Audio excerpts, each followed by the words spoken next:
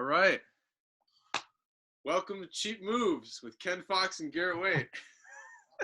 Let me fix this. Okay. Hey, so yeah, I'm Garrett. I'm Ken. And we talking about some records today. We call this Deep Grooves. Deep Grooves. Yeah. We're gonna get together and talk about records. Today we're gonna talk about jazz records. But in the future we may talk about all kinds of records. So we'll see how it goes. Yeah. Yeah, so today we're we each picked out 6 records that we think are kind of like essential if you're starting out like a jazz record collection. So should we go like alternate or should we? Yeah, let's alternate. Let's also tell them that this is going to be a 2-part thing. Right. We couldn't actually break it down to just 6 jazz records. Right. Actually, I had a hard time picking 12 jazz records. It's tough. I started with a pile of like 20 and whittled it down. It was easier for me because like a third of my collection is still stuck in Boston right now. So in a sense it was harder, but also I had less to choose from. Well, when you're talking about jazz records, the chronology of it, you know, there's a lot of decades involved. Yeah, it's like 100 as an art form. It's like 103 years old or something now. So it's hard to. If we probably should have said that we were going to do like traditional jazz or modern jazz or broke it down more, but yeah. Well, in the future, maybe we can do one that's more specific. Yeah, and this is a good way to sort of get started. Yes. Kind of shows what we're about. Right. So you go first. Okay. Let's see. Which one I want to talk about first? I think a good one to start with. Let's see. Does this look good with the sleeves? Should I be taking the sleeves off? I'm gonna take the sleeves off. Probably. But I'm promoting good record care by just showing my record with the sleeve on first. Put sleeves on your records, people. Okay. This is a really good one to start with. This is Chick Corea, Return to Forever, which is with Stanley Clarke and Erto Moreira and Flora Purim, and I can't remember the flautist's name. But this is, I think, right after he was playing with Miles, and it's just a really good blend of like the kind of music that Chick was already writing, and then like a lot of Brazilian influence from Erto and Flora. It's just like a really fun record, and a lot of, for anyone who like wants to get into jazz or maybe play jazz, like half of this record is stuff that people play regularly at like jam sessions and stuff. So it's a really important record as far as the compositions and just the way that they're playing. It's a great record. Some really interesting vocal work by Flora Purim too. Yeah, I think she was probably the first Brazilian vocalist I'd ever heard, and their style is like so different, especially like the vibrato and how they project their voice is so different than how we do it here. So that's a really good, if you're trying to tip your toes into Brazilian music, that's a good place to start too. Yeah, she was also one of the first vocalists that actually used her voice like a horn. Right. Yeah. So my first pick is kind of the most obvious of all of the picks that you'll probably see from me, but it's an album that was a big part of my life for a lot of years. I don't think you can find a better jazz record than Miles Davis Kind of Blue. Just look at the lineup. I mean, it's got Coltrane, Paul Chambers, James Cobb, Bill Evans on piano, Wynton Kelly, Cannonball Adderley, It's just sort of like the jazz record that all others are judged by, as far as I'm concerned. And this happens to be a Columbia 2i version. So it's not the first pressing, but it's an early pressing, and most of the Columbia pressings were actually really good. So if you can find an original copy of this, I would recommend it. I would recommend ponying up, you know, and seeing if you can find an original, at least an earlier pressing like this. But I fell asleep to this probably for an entire decade. I played it every night. I remember you telling me Great that record. when I started studying with you. That was like one of the first records you had me listen to. Yeah. Yeah. Well, like I said, it might be the jazz record that all others are judged by, you know. Yeah, for sure. We had to learn Miles' solo on So What in my ear training class at Berkeley. We had to like learn the solfege and stuff and be able to sing it. Yeah. Yeah. Let's see. What's a good? Let's see. I'll stay on the Miles trajectory here, because so that record was kind of like the final result, I think, of you can almost say of his first great quintet, which I think Wynton played on some of those records, but I think the primary records was like Red Garland, but then Jimmy Cobb and Paul Chambers and Coltrane, and then his second quintet.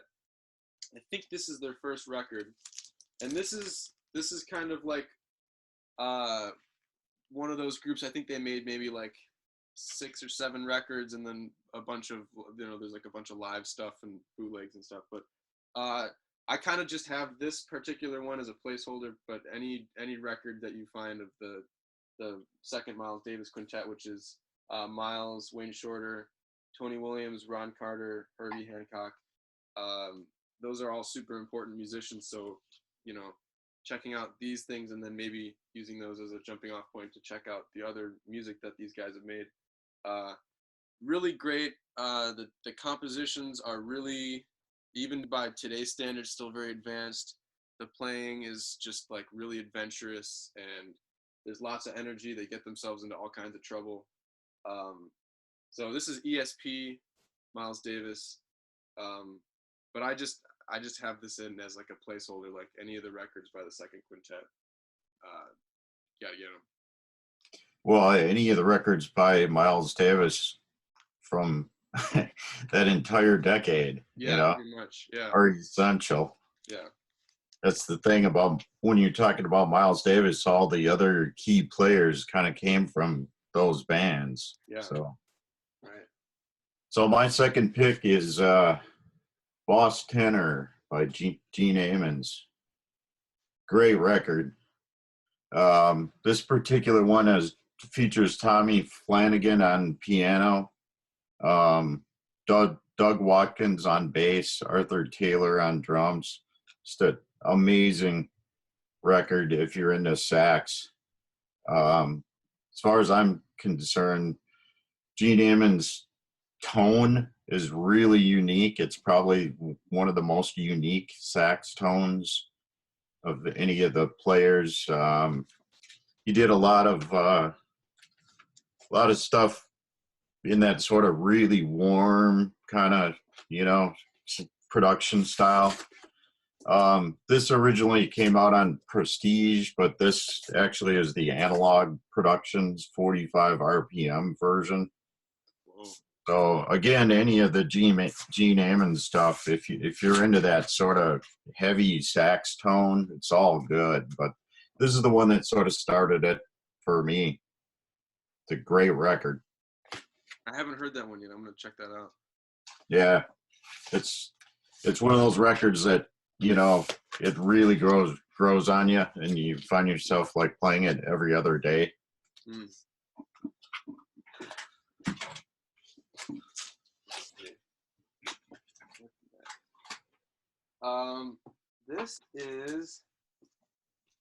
This this is kind of maybe an unusual pick, but just as far as like if you're trying to start a record collection, like there's no way that you're gonna go into a record store probably not see like 5 copies of this. It's a super, I think a super important record. Was in when did they make this? 76. 70s. This was like this is George Benson, and it was kind of on the bridge right before he became really, really famous. And just a monster guitar player. And so this is, I think he had maybe had a couple of records before where he was singing and playing, but this one was really basically famous just because he sang this Masquerade, which is a really great version of the tune. And then he's also got some other compositions and a couple covers on here. One of my favorites is Affirmation. That's a really great tune. But it's a really funky band. It was one of the first bands to have 2 keyboard players. And he also had a rhythm guitar player, so it's just like lots of rhythms, great grooves, and some like really, really good playing. So yeah, this is "BREEZIN" by George Benson. He's like one of my all-time heroes. He's amazing. Great record. My next pick is actually one that's a little more obscure. Booker Ervin Quintet, "COOKIN." Again, if you're into like tenor sax, it's a really warm production style and just serious grooving stuff. This happens to be an original on Savoy. Let's see if I can show you the record. That purple Savoy label. You don't see that very often. I think a lot of people talk about Blue Note, obviously, but man, these original Savoy pressings were amazing, and they're heavy, deep groove pressings, and anything you see it with that purple label is definitely worth picking up.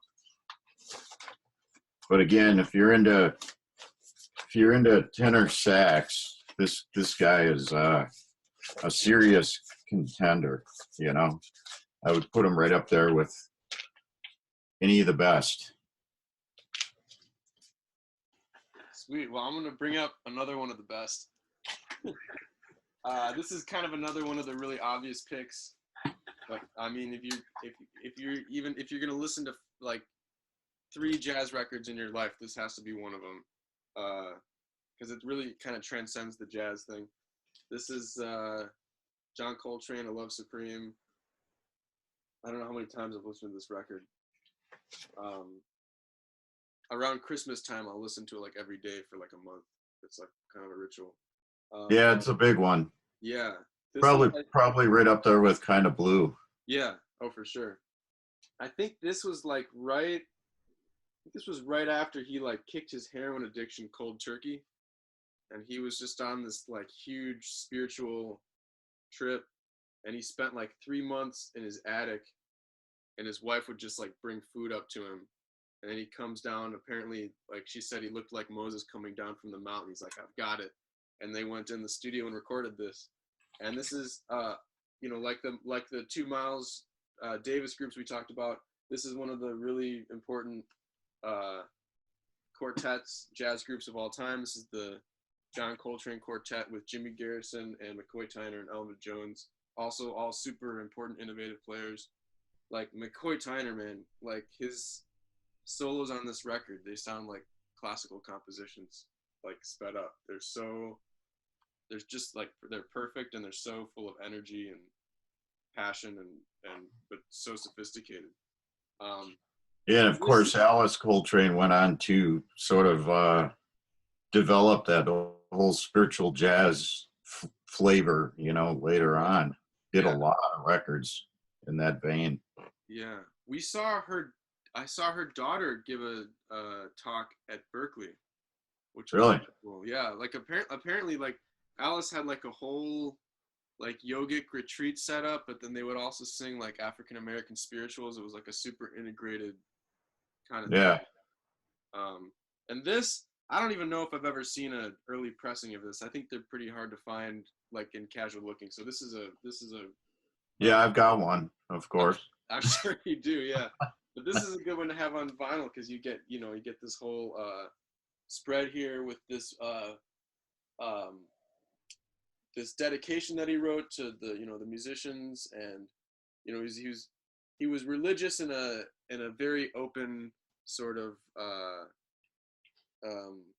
in a very open sense of the word. And he's got this beautiful poem that he wrote, which he actually plays through his horn on the last track of the album. So this is like this isn't like something that you just like pop on in the car or like having some friends over and getting drinks and you put it on. Like you sit down and like listen seriously and let the music like work its magic on you. Yeah, it's like reading a classic book. Yeah. You got to savor every second. Right. Yeah. So my next pick is, again, kind of a little more obscure. Thelonious Monk's music. One of the most animated things I think that Monk ever did, and melodic in a really complex way. But if you look at the lineup, Coleman Hawkins, Art Blakey, Gigi Grice, oh man, just an amazing record. Yeah. Again, very complex, very animated, very unusual, I guess, for that period, But I guess a lot of the stuff he did was pretty unusual as far as the way he played, Yeah. But this sort of took his style, and I think it probably represented his piano style with a band better than almost anything else he ever did. I'm sure there's plenty of people out there that would argue with me on that, but man, you gotta hear this, I haven't heard that one specifically. What tunes are on there? Abide With Me, Well You Needn't, Okay, Ruby yeah. My Dear, Off Minor, Epistrophe. How do you pronounce that? Epistrophe. Epistrophe. Yeah, okay. Yeah. I think it's a made up word. Yeah, I think it is too, because it doesn't make sense. And then Crepuscule with Nelly is the last one. So yeah, really interesting record. So again, if you're getting into jazz and you want to hear sort of the best of the best, start with this one, with the Monk stuff. This happens to be an OJC pressing, by the way, and they did some really nice stuff. I mean, the OJC stuff you can pick it up fairly cheap, and the pressings are decent. So someday I'll have an original of this, but I don't know that I've ever even seen one. Let's see. I'm gonna take this in a totally different direction. Let's see, what do I want to do next? Yeah, this is. Yeah, like when you said in the beginning, we maybe should have been more specific about the parameters, because this is like a totally different direction. But just because we're kind of doing broad strokes over all of jazz history, I think this is really deep important. fusion. Yeah, so this is like one of the most important, I think, to me, fusion records. It's the Mahavishnu Orchestra, Birds of Fire, and it's their second record, and their first record is also really great. But I don't know, this one I think for me really kicks it up a notch. The compositions are really, really great, and Jan Hammer, I think the keyboard player, I think he had just gotten his synthesizer. I think before that he was just using like a electric piano and maybe putting it through pedals and stuff. But now he's like a synthesizer. He can do all these crazy bends and kind of compete a little more with McLaughlin and Jerry Goodman.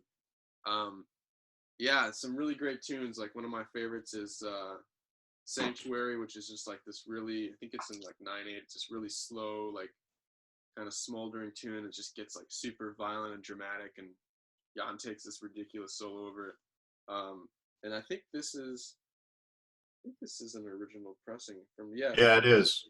Yeah. Actually, a side note, Jerry Goodman is actually from Wisconsin. Oh, here. he is. Yeah, originally. Wow. Yeah. Yeah. How we ended up in that band, I have no idea. It's yeah. Yeah. It's pretty bizarre. I know McLaughlin's mother was a violinist, so he was really on the hunt for like a violinist. Also, speaking of people who graduated from the Miles Davis band, I think Billy Cobham also, but John McLaughlin was kind of like under like when he left, Miles was like, you got to make your own band. Yeah. So this is the result, and it's really really great music. So my next pick, gotta have a Mingus title, The Clown, with some very bizarre narration by Gene Shepard. Yeah. Again, a really unusual record for the time, and just the narration alone, you know, I'm not sure that there's any other jazz records that had serious compositions mixed with kind of narrated poetry, you know. Yeah. Um, Improvised narrated poetry. this is by Speaker's Corner. It's a really good analog sourced label from, I believe they're from Germany, but this is probably the best version I've ever heard of this. Speaker's Corner pressings are amazing. So anything you see by those guys, definitely look into it. They don't do a lot of jazz. I mean, most of their stuff's rock, but yeah. So Charles Mingus, The Clown. Yeah, man. I was trying to look. I have his autobiography here somewhere. Have you read his autobiography? No, I saw the movie though, the documentary. Yeah. Pretty Man, crazy. yeah, his book is even crazier. It's like 1/3 of it is like really profound and like deep, and you're like, oh my gosh, I'm so glad I'm like hearing this straight from the guy. And the rest of it's like very pornographic. It's pretty. Yeah. It's Well, pretty the relentless. movie's pretty wacky, you know. Yeah. It gives you an idea what kind of state of mind he was in at Yeah. that particular point in time. Right. Yeah, man. Speaking of important bass players, this is another very fusiony pick. This is Black Market by Weather Report, and this was kind of a transitional album for them. They had just this was right the transition between, I think, Alfonso Johnson, right, as playing bass, and when Jocko joined, and they both play on this record, so it's really cool. There's a couple different groups on this record. Also has Wayne Shorter on it. Wayne and Joe Zawinul, this was kind of their offshoot that they did after they did the Electric recordings with Miles. And this is the album before their big hit, which was Heavy Weather, and which is also a really fantastic record. But I like this one. I don't know if I like this one more, but I don't know. My favorite tune is Elegant People by Wayne Shorter on this one, and I think that one is what pushes it over the edge. But some really great playing. Also, the album cover on this one is way better than Heavy Weather. Like, just get a good look at that. It's like gorgeous. And it's also got Chester Thompson on it, who played with. Well, I saw him with Genesis. Right. But also Zappa. Did he? Yeah, he was in, I think, like the mid-'70s Mothers group. Yeah, he played in sort of the commercial period of Genesis, Right. when Phil Collins was singing and trying to be their front guy. Right. Yeah. Good drummer. Yeah, really great drummer. Anyway, so yeah, I love this record. I listen to this at least like once every 2 years. Actually more than that, but I put it in rotation at least that often. Really great record.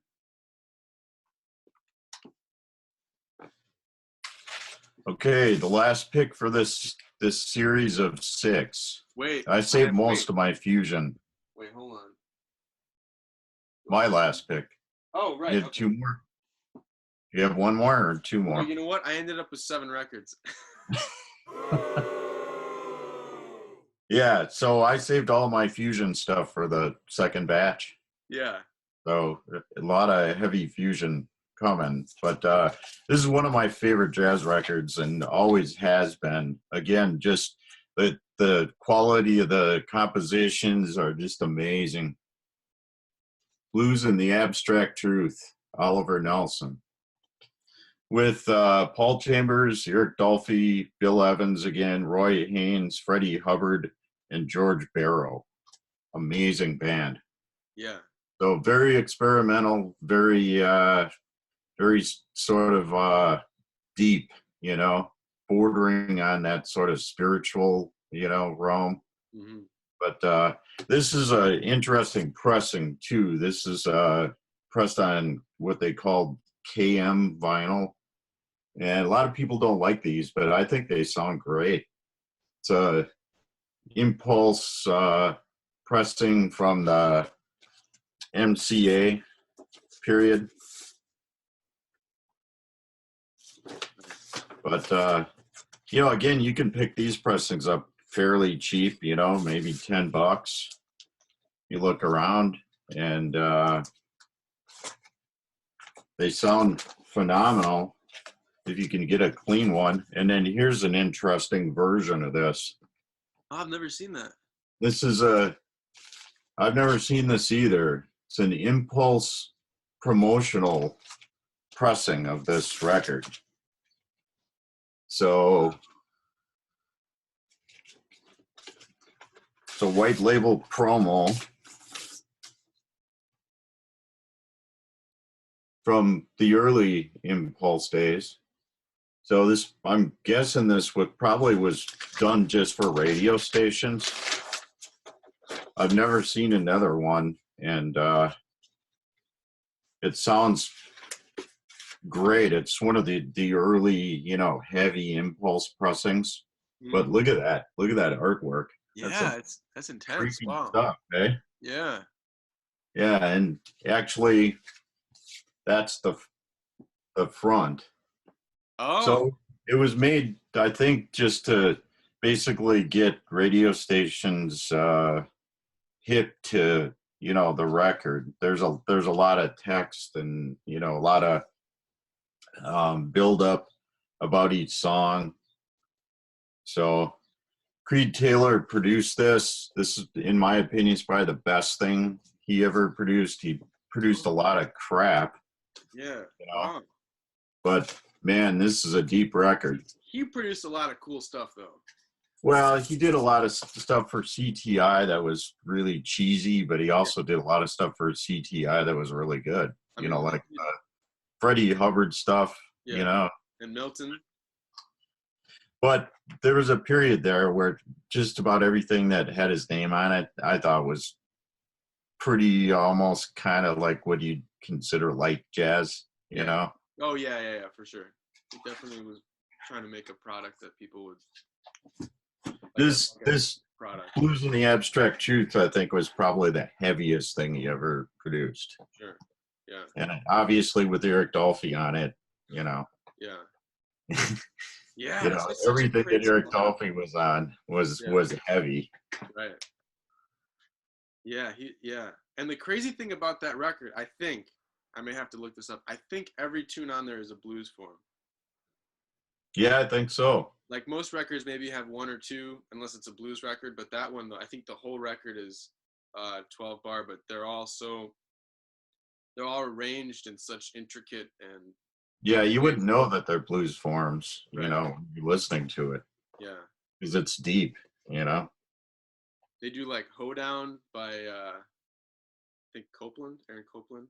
Yeah. Yeah. So yeah, it's one of those, like, anybody who has any interest in jazz, just you gotta get that record. You gotta listen to it. It was monumental, you know. Yeah.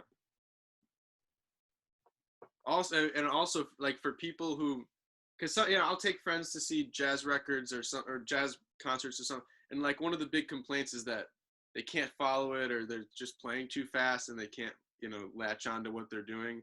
That's a really good. I mean, that and Kind of Blue, I think, are the two records where nobody overplays. Everybody's like super tasteful. Yeah, and they're both very melodic. Yeah. I mean, you can walk down the street the next day and hum any song from either one of these records. Yeah. So you got one more pick? Yeah, I did.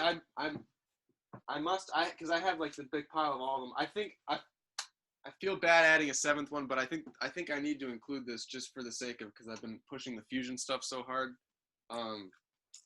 This is a record I don't listen to like a ton, but when I do, like, it always knocks my socks off. This is Ellington at Newport, and this is after his like peak in popularity. Like, I think he was kind of big mostly in the maybe late 40s, early 50s, something like that.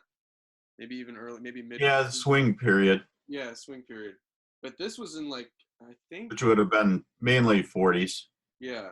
But he kept going through the 1940s. 50s and even into the 60s. Right. I think this is late 50s, like bebop. Yeah. Actually, he quotes some like a bebop tune on this. So it's kind of a cool thing that he was like kind of showing his respect for the new generation of musicians. I think they quote I want to say Coco, but I don't remember which. But if you want, like, this is a really great record just to understand where jazz comes from as like a dance music, or as like a music that like the masses were into, because like the crowd is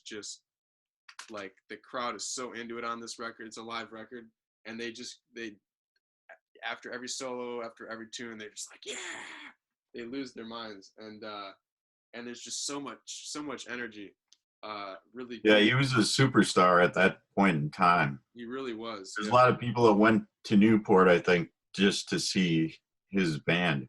Him and Basie. I mean, right. Basie also. I mean, every time they played at Newport, it was totally different than the last time. Yeah. Yeah, and actually, speaking of almost all blues, I think maybe there's one tune on that record that isn't a blues, and the rest of them are all blueses, but they're all totally different sounding. So I guess we'll be back with part 2 of this if this works out, eh? Yeah. I'd like to just tell everybody that I own a record shop in Watertown, Wisconsin called Paramount Record Shop. And we do a lot of vintage stuff. We do some new stuff, but big selection of jazz, blues, reggae. So if you're looking for vinyl, you can definitely find a lot of interesting stuff there. And we're always buying collections. So 402 East Main Street, Watertown, Wisconsin. We're open by appointment during the week, and Friday and Saturday. Friday noon to 5 and Saturday 11 to 4. So we'll put the info in the tail of the video. Yeah, great record store. I've been in there countless times. Yeah, we've had to drag you out of there at closing time many times. Right? Yeah. Yeah. All right. So we'll be back for part 2. Yeah, so stay tuned. Hit the recording thing. Oh yeah. All right. Thanks for watching.